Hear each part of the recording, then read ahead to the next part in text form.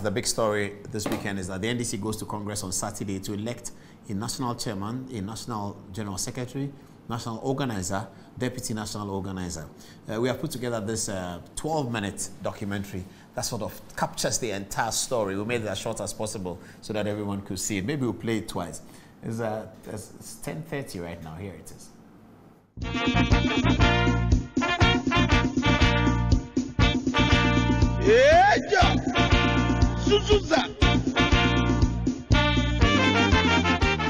At the end of this week, the National Democratic Congress will attend its 10th National Delegates Congress to elect national officers. The principal contest is about the chairmanship, where incumbent Samuel Ofusongpofu, who is also former national organizer of the party and former minister for local government, will encounter the surprise challenge from his comrade and incumbent general secretary, the key party stalwart, Johnson Asiedu Nkatia. Nkatia had surprised many with his decision to challenge the man with whom many believe that he had formed a very solid working relationship. But that is not the full story about Saturday's contest. The position of the General Secretary, which has become vacant as a result of Asiedu's exit, will now become the hotbed for serious exchanges between two former fundamentalists of the Professor Mill's philosophy, former Sports Minister Elvis Afriye-Ankrah and former Minister for Agriculture Fifi Kwete. They are competing alongside incumbent Deputy General Secretary Dr. Otokonom, who is also said to be funded by Valerie Sawyer. Valerie is another Mills fundamentalist. All of this is yet not the full story. So what is the full story? To know that, let's draw back to the beginning and see how the NDC chairmen have emerged.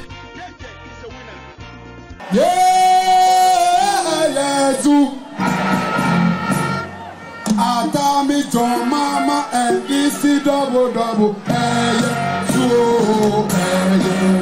Atami say NDC double John Mama NDC Atami say NDC double John Mama NDC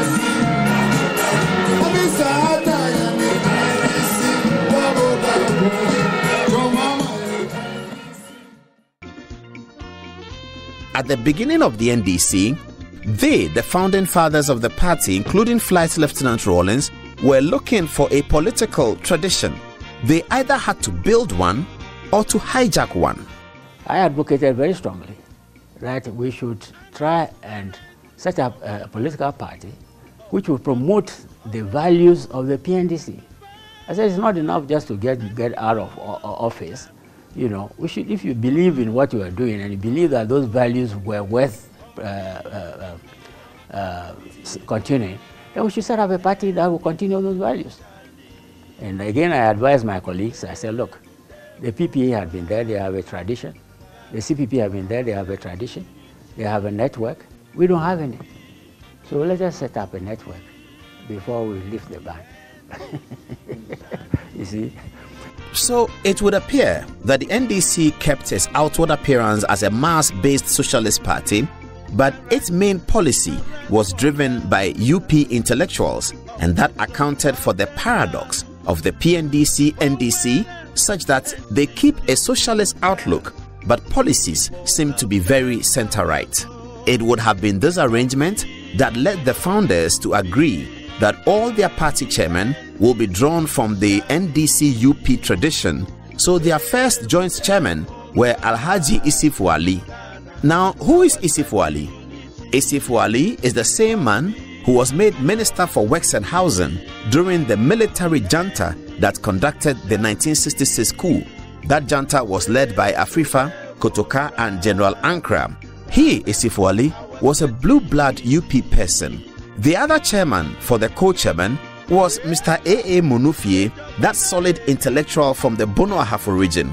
He, Monufie, was a UP member of parliament and minister for local government under the Buzia administration. Both first chairmen clearly UP. Both of them lasted for 10 years in the job. A.A. Monufie served simultaneously as Ghana's ambassador to Cote d'Ivoire during that period. Then came another contest in 2002. when the NDC was in opposition for the first time.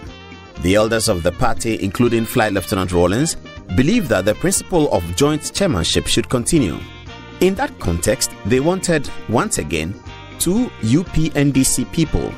They wanted Dr. Obed Asamoah, a former General Secretary of William Oforiatta's UNC, and Alhaji Mahama Idrisu, who was actually the running mate to Pawili at the UNC. Both of them very, very UP.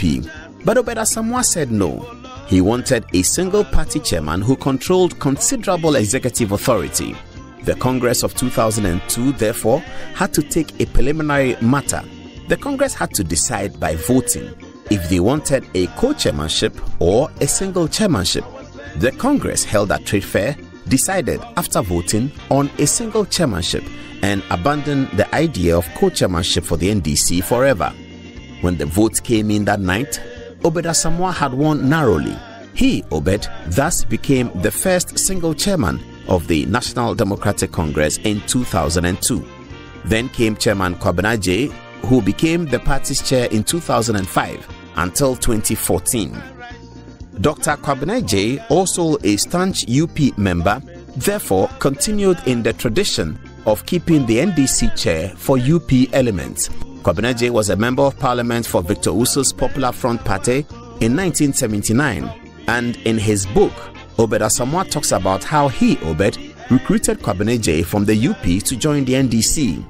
It's a story whose twist sees Kwabena being supported by powerful elements in the NDC, including Flight Lieutenant Rawlings, to challenge his own political patron, Obed Asamoah, and to beat Obed to a resounding victory that saw he, Kwabena, become the new chairman of the National Democratic Congress. Ejay was chairman until 2014, when it is said that President John Dramani Mahama prevailed upon Alhaji Hudu Yaya to step down from his ambition to be chairman of NDC and allow Potofi to go through.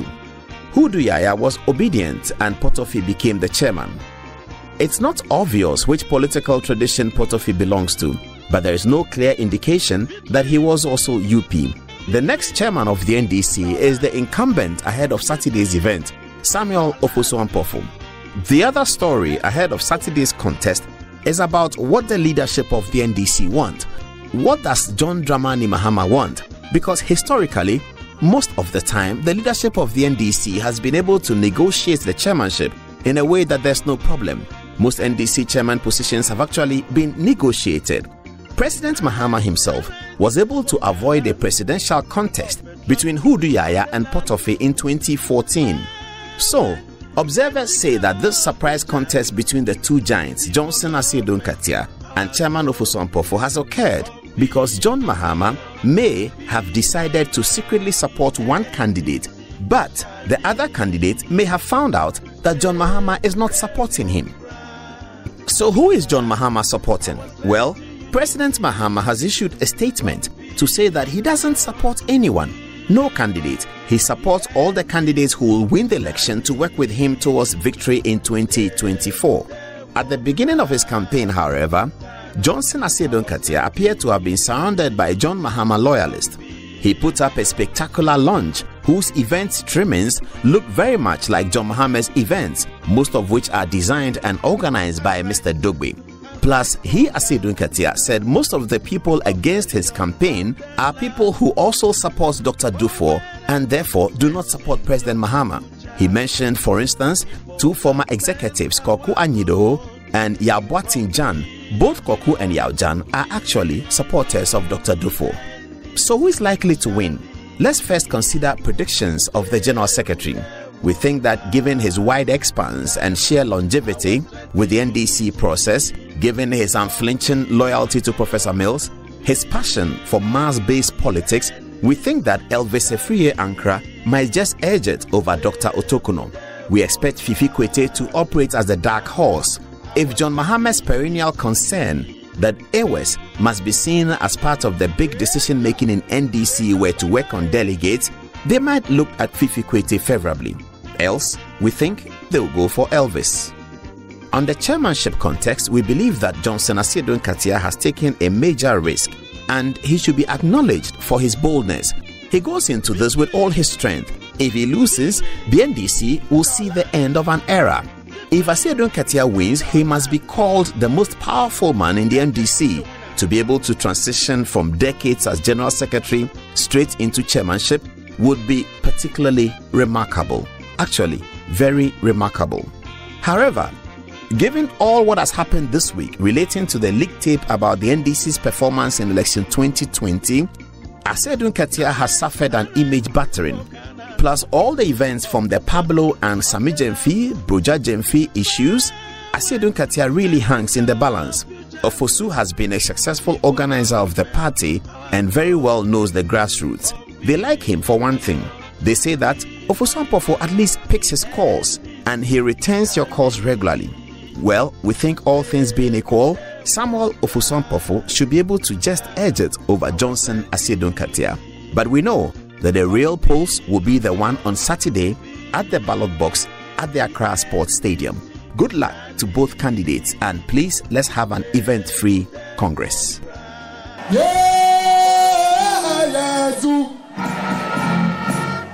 Atami John Mama NDC double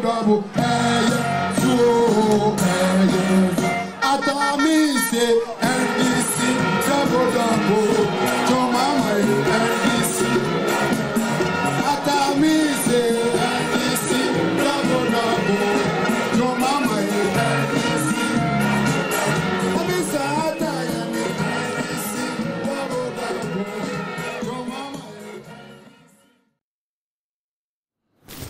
As our contribution to the Congress, our intellectual support to the Congress, thank you very much for all the team that we just put this together today, running around and clutching at numbers and documents and video editing and all of that. Great show, great work.